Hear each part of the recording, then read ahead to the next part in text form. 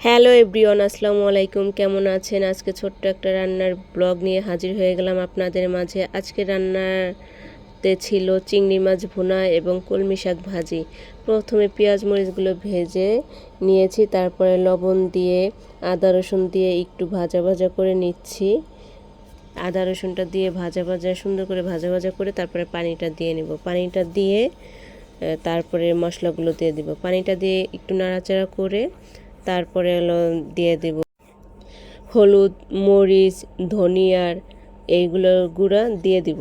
দিয়ে কিছুক্ষণ কষিয়ে নিব, সুন্দর করে নাড়াচাড়া করে কষিয়ে নেওয়ার পরে তারপরে দিয়ে দেব হলো চিংড়ি মাছ, যেটা সবচেয়ে ফেভারিট।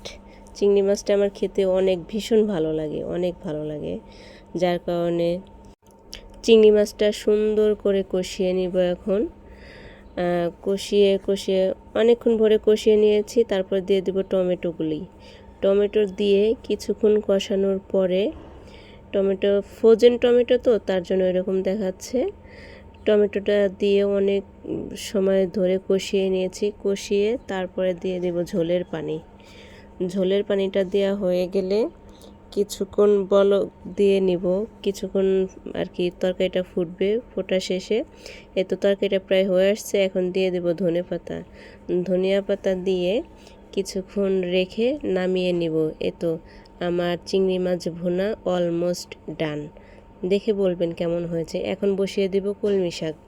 চিংড়ি মাছের কড়াইটা নামিয়ে ওই কড়াইতে আমি শাকগুলো বসিয়ে দিয়েছি, পেঁয়াজ মরিচ শাক এবং লবণ দিয়ে। শাক জিনিসটা না অনেকটা ছেলে মানুষের ভালোবাসার মতো, প্রথমে অনেকটা দেখায়, তারপর কোথায় জানি হারিয়ে যায়। যাই হোক, আমার রান্না অলমোস্ট ডান। দেখে বলবেন কেমন হয়েছে। আল্লাহ হাফেজ।